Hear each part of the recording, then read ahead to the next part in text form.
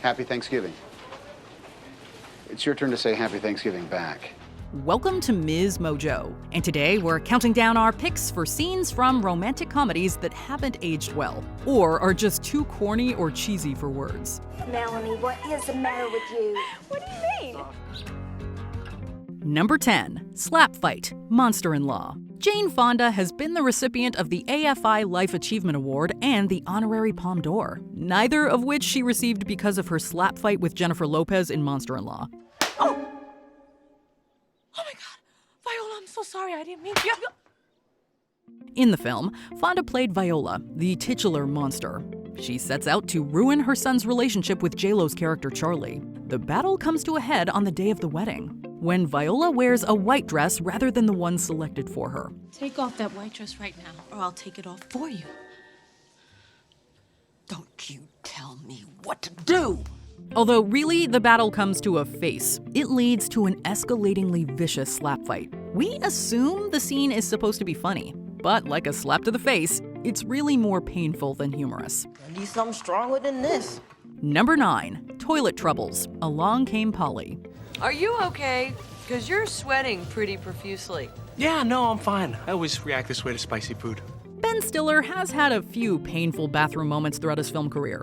In 1998, we all felt his pain with the unfortunate zipper incident in There's Something About Mary. In 2004, his character again found trouble in the restroom, but this time it was due to a lack of toilet paper. Oh no.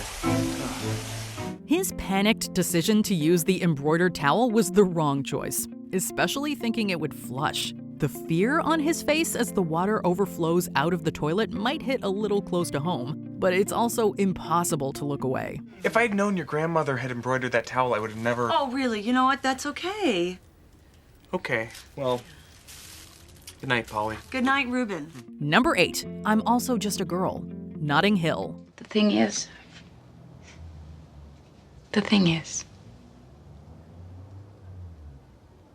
What? What is the thing? To be clear, we aren't talking about Just a Girl, No Doubt's 1995 hit song. No, we're talking about a much more awkward piece of popular culture. Julia Roberts' declaration to Hugh Grant in 1999's Notting Hill. I'm also just a girl. Standing in front of a boy. Asking him to love her. We understand it's a pretty iconic rom-com moment, and we appreciate that, but that doesn't change how cringy it is to watch, especially with the quiet voices and the pained smile on Robert's face. Plus, the infantilization of the situation with the use of the terms girl and boy rather than woman and man makes the scene more uncomfortable than cute in retrospect. Fine, of course, Of course. Well, I'll just be going. Then it was nice to see you.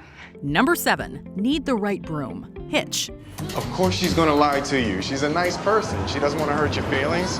What else is she gonna say? She doesn't even know you. Yet.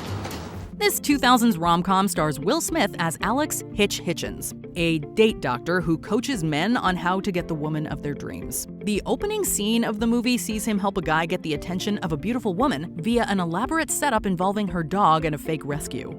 But as manipulative as it is, the most unappealing part of the scene is Smith's monologue laying out why women reject men. It's not a bad time for her. She doesn't need any space. And she may be into her career, but what she's really saying is, get away from me now. Or possibly, try harder, stupid. The belief that no doesn't mean no, and the dismissal of a woman's agency are outdated and damaging viewpoints. Add on the idea that men are the ones who can show women what they want, and this scene is, when we think about it, pretty gross.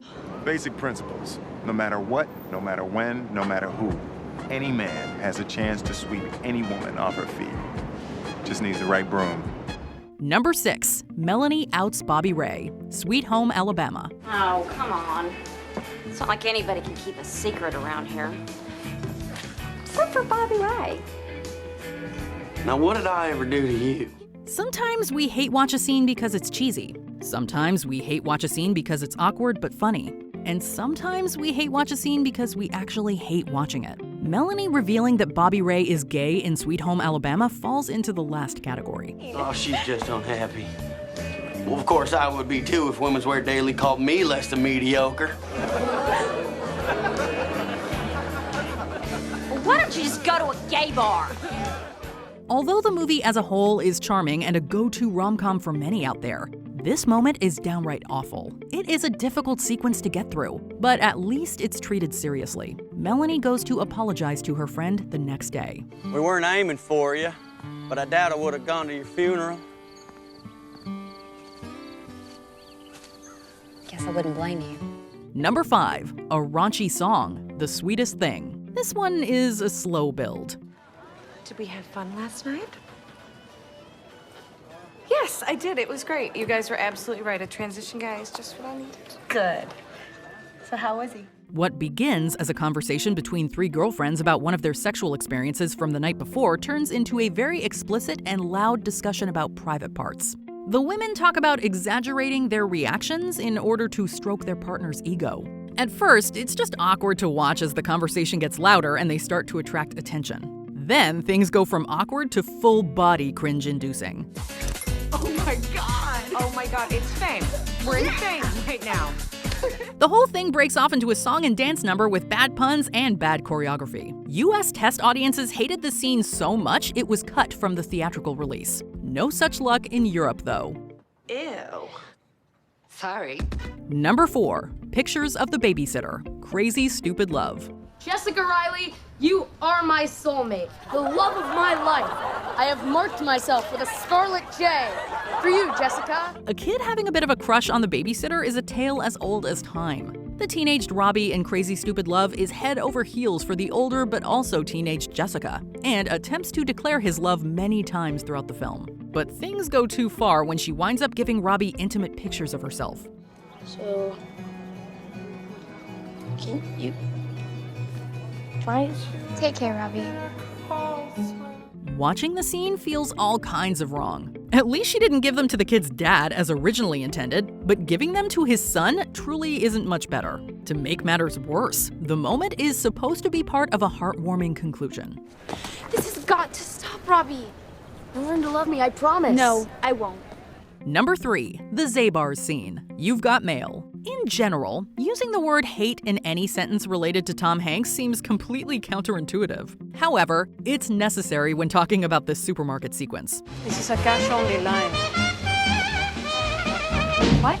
Cash only? Oh my God.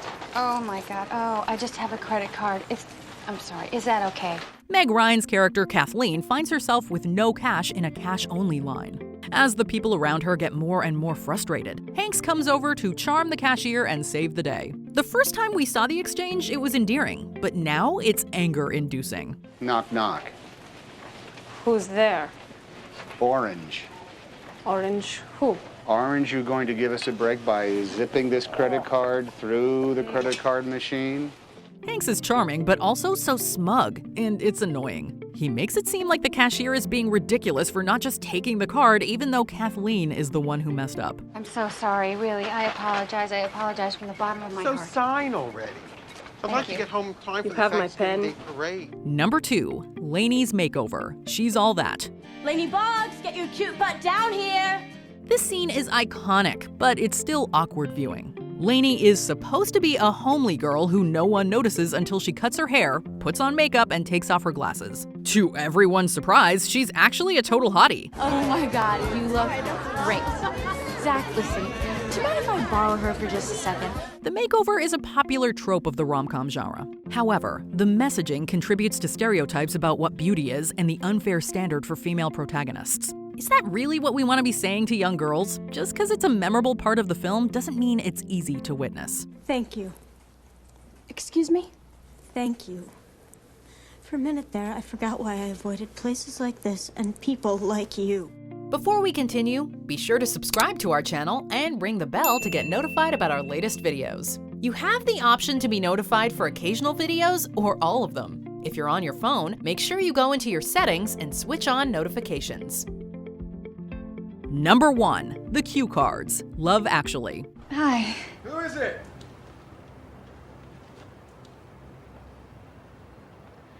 It's Carol Singers. This one might be a little controversial. We know there are people who, no matter what anyone says, will always find Mark's declaration of love to Juliet super romantic. Even if we fell into that group back when the film came out, for many of us, things have changed. You don't like me.